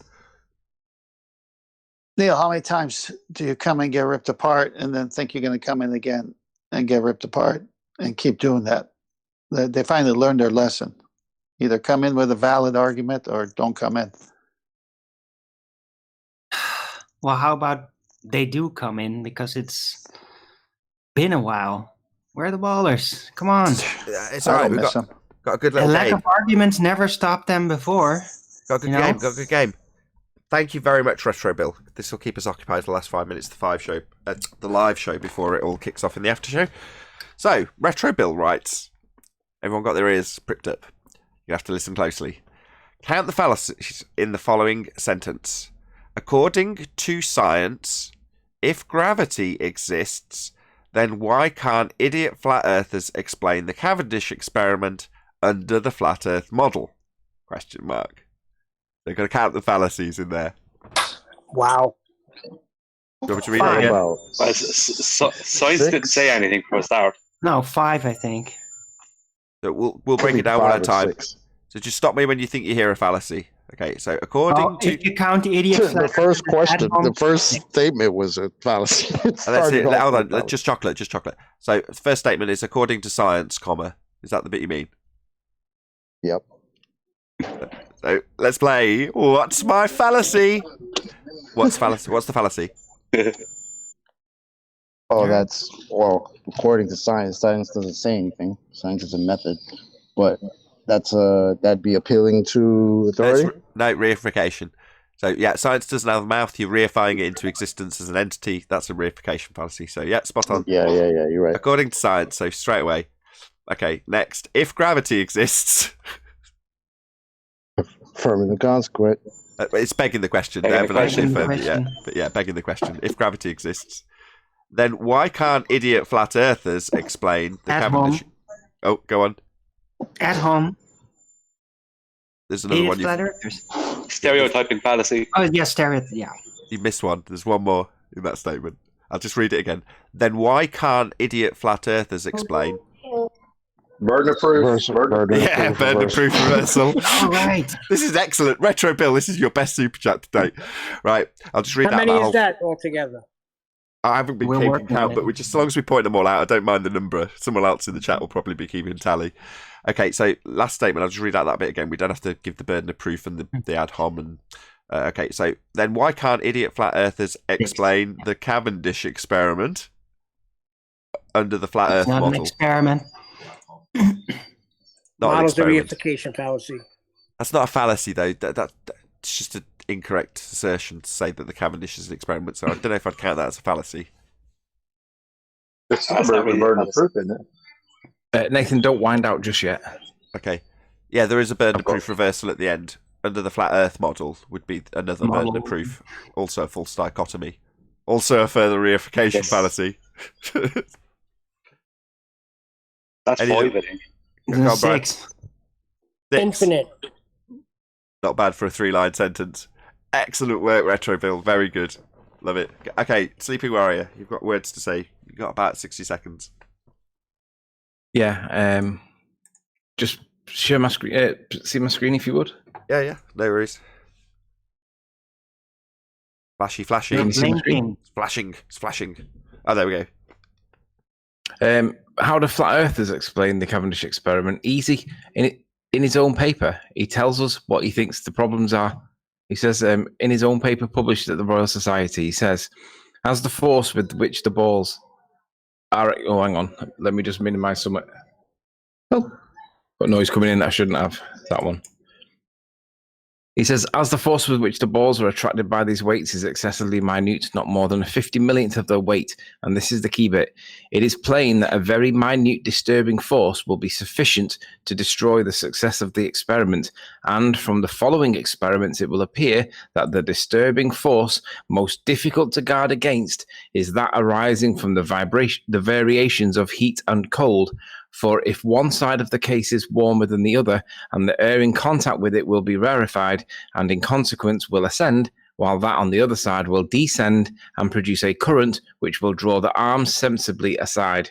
That therein lies the answer to the question, how do the flat earthers explain what's going on inside the apparatus?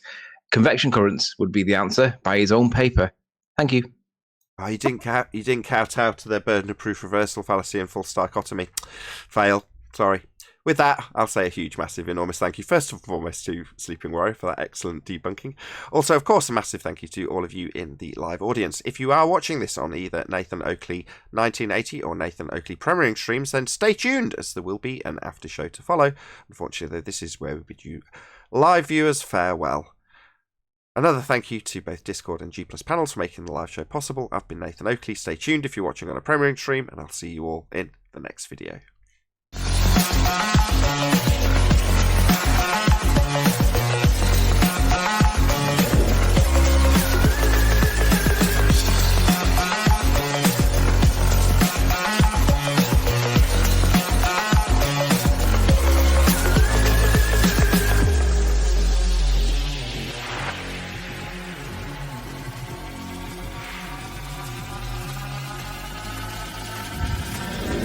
Oh, what a day! What a lovely day!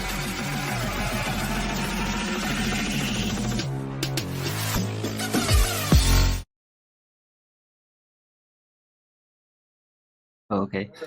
Yeah, I mean, it's not as if it's like plucked out of his ass. It's like, where did he get that from? I don't know where he got it from. I mean that he must have had some precise instruments, man, to get 150 million.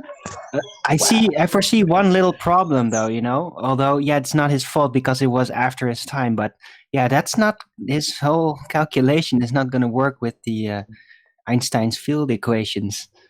Correct. You know, because it's already suggesting there's a separate type of gravity. So he's not using the Einsteinian mechanics of gravity. Yeah, because he came out with that crap before Einstein did. Exactly. Hey, The Anthony, laws it of says on the motion top of Newton density of the were Earth. not So what's right. that got to do with gravity? Nothing. You can't get fourth dimensional space-time out of this Cavendish garbage that isn't an experiment. If mass, then mass attracts mass. What a load of crap. What's mass?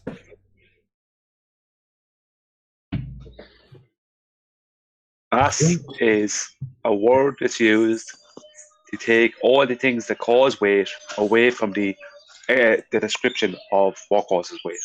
That's all it is.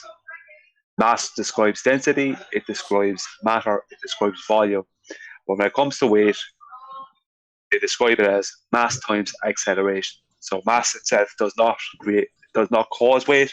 The acceleration causes weight. This is the claim. So basically, mass is stuff. No, mass is nothing. Mass does not exist. Well, you said density, matter, and volume, all that stuff. No, it's within. Mass is defined as matter. Or matter is defined as mass. Density is defined as mass. Volume is defined as mass. But weight is defined as mass times acceleration. Or it's just defined as an acceleration of a gravitational force, right? Which is, we know it's rubbish. But mass itself does not exist. But mass, though, the word mass, what it does is it takes all the things that do cause weight, which is density, matter, and volume, takes all those three things and puts it into a separate bracket away from the word weight and allows weight to be defined as mass times acceleration or just acceleration due to a force. Well said. Now, that's what it does. Yeah. And that's what it's always been doing. It doesn't exist. You've But people confuse it. you've got a mathematical description, 9.8 meters per second, being attributed a causal relationship with gravity. Well, that is maths being reified, right? Yeah. Sneaky buggers, It's funny aren't how they? you said all those words describe what mass is, but mass itself as a word doesn't have a definition. Right. Isn't that kind of funny? Equivocated with mole and inertia. If you look at mass, like it's within like it basically describes mole, it describes inertia, it describes matter, density, volume, but it doesn't describe weight. It's the only time it's ever within the description of weight is when it's mass times acceleration. So they take mass and they take all the things that do actually cause weight, which is the density of matter within a volume that would determine its weight. They take that away from the word weight and they add by defining them all as mass, and then when they describe weight, they call it mass times acceleration. But most of the time they just say acceleration. So it means that weight is caused by what? A mathematical equation. This is what they're basically saying. Precisely. Well said. Very well said. Well, here's something else. Okay, if they define mass as inertia. Inertia is resistance to movement. So how does resistance to movement cause movement? I'm sorry, we moved over to the. I think we moved from mole to inertia. Sorry, I just had to wrap my head around what we're doing now. We're talking about the other thing it's equivocated with. So Same difference according to these guys.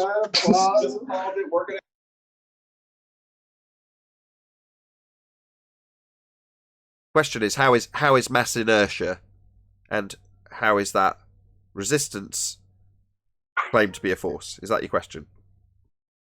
Yeah. I mean, it's because they say it causes an acceleration, but inertia is resistance to acceleration. So something that's resisting acceleration is causing acceleration. Do you get my point? They don't say it's causing acceleration. They say that it's the inertia times acceleration. But the mass attracting mass causes the masses to accelerate towards one another. Correct? No. Yeah. Well, that's 105 years out of date, but in the context of this conversation, yes. But no, it's 105 years out of date. Right now, I get it, but I mean, just think the logic of the question. I mean, if they define it as inertia, how does inertia is resistance to acceleration, right? How does resistance to acceleration give rise to acceleration?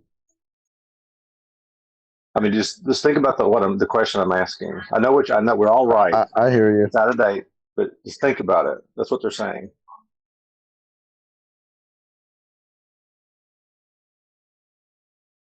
But it doesn't cause acceleration.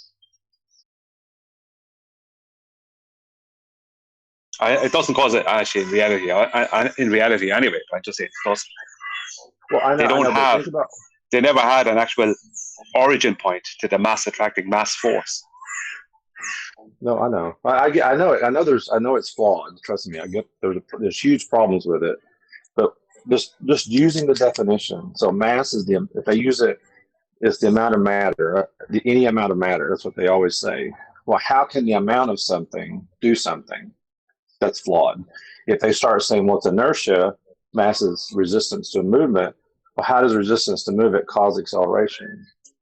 See, so no matter which way you go, the amount of something can't do anything. I can have 5 apples on my table. That's an amount of something. But just saying that the amount of something doesn't do anything.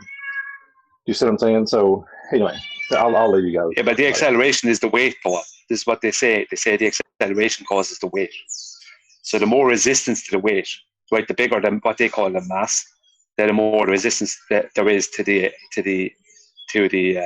acceleration. So there's more weight. This is the joke, like. But they still say that mass has nothing to do with weight. It's still acceleration. It's a paradox. It's a contradiction in a way, because there is no weight in bigger space. Something is. Sorry, Doctor, you say something? There is no weight in space. That wasn't me. There's space. Outer space is fake. What? Space. Right. Yeah, there's no. Where are you speaking of the weightlessness though? Like when you say weightless, what do you? I mean, when you say weight, what are you talking about? Mass, like the amount? Like what do you mean? In space? No, we're talking about the joke that is mass attracting mass. That's what we're talking about. We're talking about reality. That would be the joke. That'd be the joke of the Earth in space. Yeah. Sorry, I can't hear you. The idea of being weightless is this presuppositional idea that you can have an orbit falling perpetually around a sphere. Begging the question of orbits. I assume that if I take off into the sky and go fast enough, eventually I'll reach a position where I'm falling perpetually around a presupposed spherical Earth. Because I assume it with this word orbit. I don't see how an airplane does anything different than a ISS anyway. They claim the ISS is falling around a sphere in an orbit. So is an airplane. That's what I'm saying. They're no different. I mean, even if they were. No, that's not what an airplane does. That's totally wrong. That's exactly what it is. They're both the same thing. Dimok, you were right for the first time in your life. Wow. I like to hear this one. Clear this Bring up. it on. Planes aren't claimed to fall around a sphere Earth in an orbit that's pegged. I've been on many is planes. that the part that Chaiki agreed with? Listen, Chuck. How many of you been on planes where the captain said over the intercom, "We are in orbit"? None. Thank you. What about the zero-G plane where you see them floating? Free fall. Falling at the same rate that the plane is falling also. So relative to the plane... Yeah, around the planet, yeah. Around the planet. So that's just begging the question fallacy you're asserting for some reason. But I'm trying to tell you there's no difference, man. Their ISS and their airplane is no different, even though the ISS isn't real.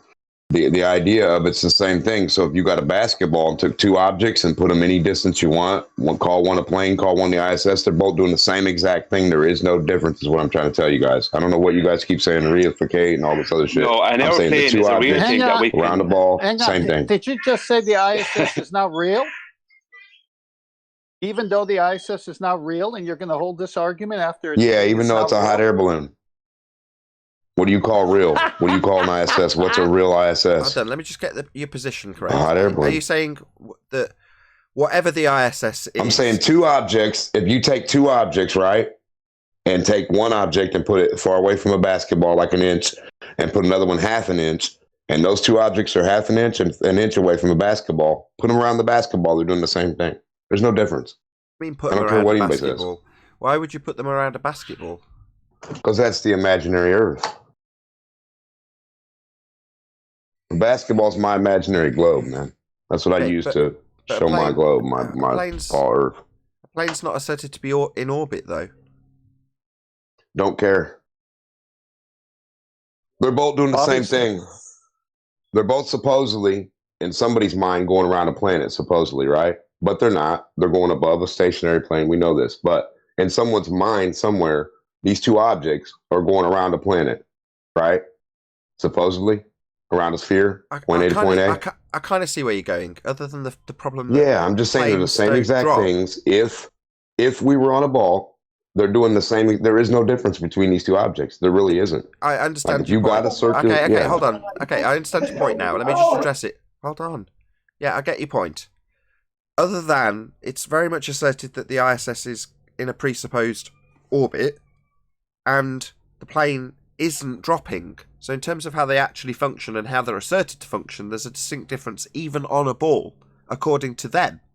Now, you're right, it should be the case that the plane is falling around the edge of the sphere that we don't have.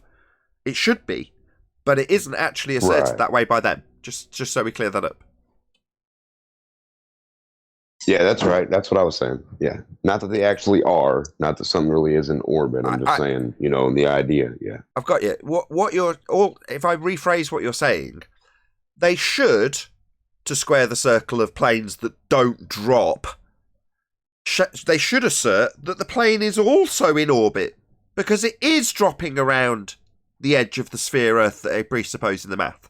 Therefore, it should also be asserted that planes are in orbit if it's to be asserted that they're falling around the sphere Earth as they travel antipodal, when they travel from north to south hemisphere, for example. So I'm just paraphrasing what you're saying now and understand it into, it should be asserted they're in orbit. The only reason there isn't that assertion is because they're not dropping. They don't exhibit any drop. There's no curve. Right. I thought you were a baller when you first came in. No. I'm saying he's a flat guy. When you said, "Hey man, take the two objects, show me your spherical Earth, show me your two objects," at whatever distance right now, both of them doing the same thing. They're doing the same thing. There is no difference between these objects. If you put them next to a ball, you would see the insignificant amount of difference of elevation, which is nothing. Even Neil deGrasse says the elevation is like he barely even shows you anything. He shows you like a millimeter. So there's like no difference. I mean, really.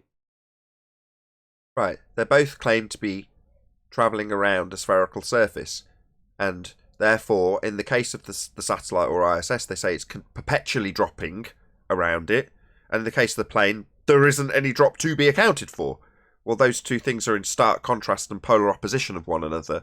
And as you're pointing out, there should be an assertion that planes are orbiting also then, because they're taking this drop of this curve that isn't there. Now, they're not, so they aren't, but they're not asserted to on a ball. It's just a paradox. Another paradox. Why aren't they experiencing any drop if they're travelling around a curved surface? Well, it's because they're not. And the only way you assert that the ISS is if you presuppose that what you see of it moving across your night sky above you actually will then travel under your feet. But that's only done by way of presupposition with this word orbit. Well, I assume it travels under my feet when it gets to the horizon. Well, why would you assume that? Well, because I'm a globe believer.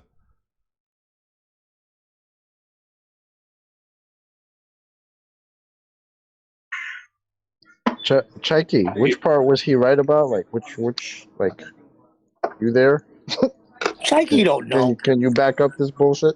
You don't even know where he is. Well, I know. I said buy a ticket to the Vomit Comet and you will understand. Well, every plane drops a bit, doesn't drop at 9.8 meters per second square, but does drop. Oh, really? What? No, Chucky, that's incorrect. What the hell did he just say? Yeah, but... You don't know how the airplane or the Vomit Comet works. No, he does. He's just explained it reasonably well. But how does that translate into a perpetual falling around a sphere? It doesn't, is the answer.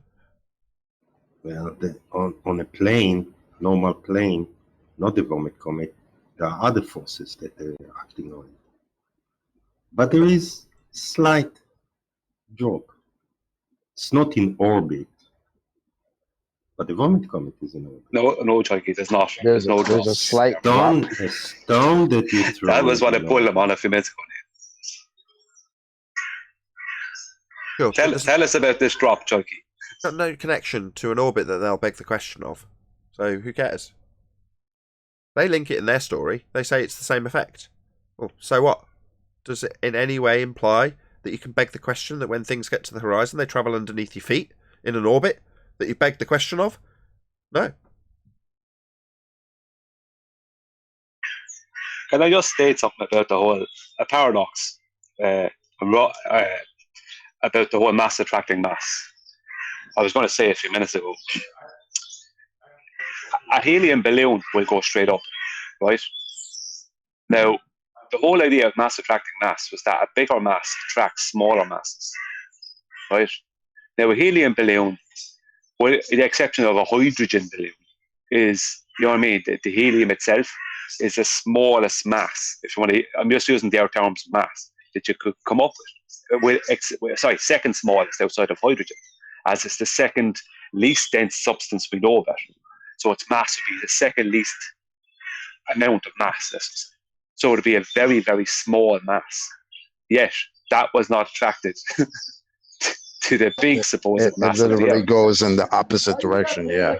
Yeah, how come all the other big masses, let's just say, if I drop a piano from a height, it will hit the ground.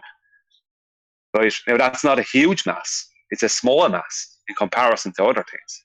But it's very big in comparison to helium balloon, let's just say.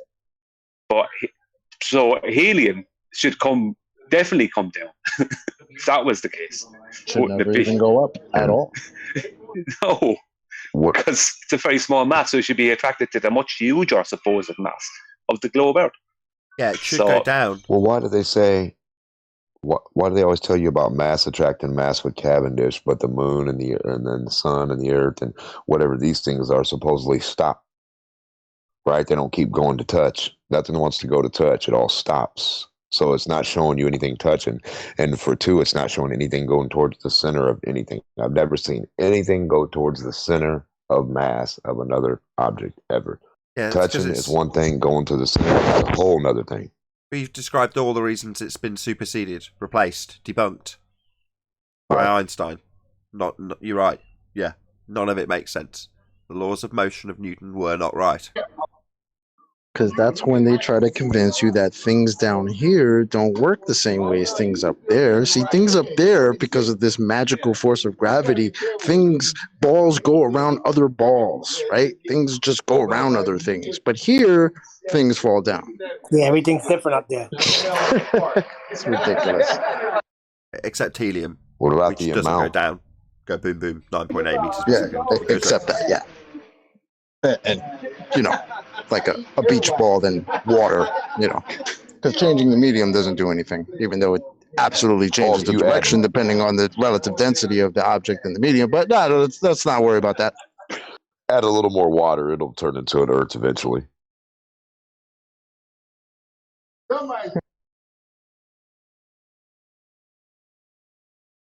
Yeah, but Chikey, what's up, man? Where's this ball at?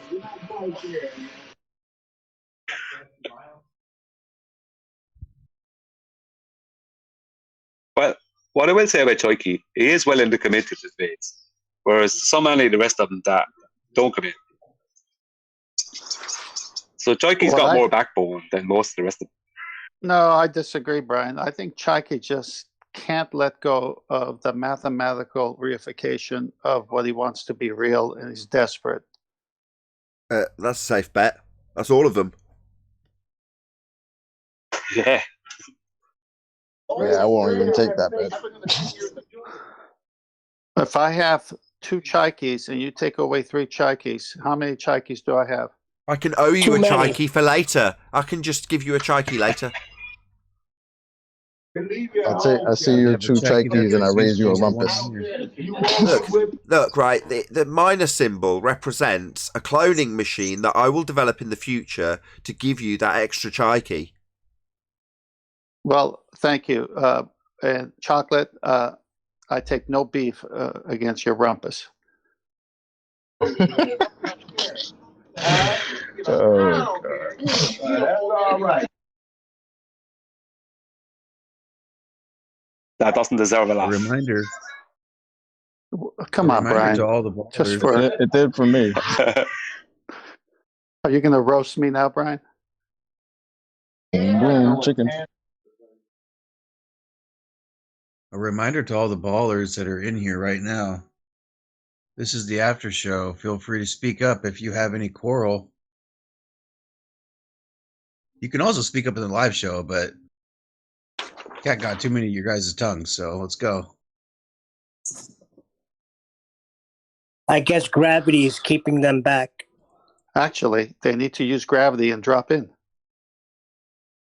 Do you mean to say it's retarding them? Holding them back? Indeed. Come on, ballers. Nathan's got his feet up. He's relaxing. I'm They sure ain't you coming. don't want that. They ain't coming. All good. I'm going to round out the show on that note. So with that, I'm going to say a huge, massive, enormous thank you to both Discord and G Plus panels for making today's after show possible. Of course, a massive thank you to all of you in either Nathan Oakley 1980 or Nathan Oakley Premiering streams for hopefully smashing the super chat, liking, commenting, sharing, subscribing, and all that good stuff. Be sure to check out nathanoakley.com and the Flat Earth Debate Forum to keep up to date with the community debate. I've been Nathan Oakley, and I'll see you all in the next video.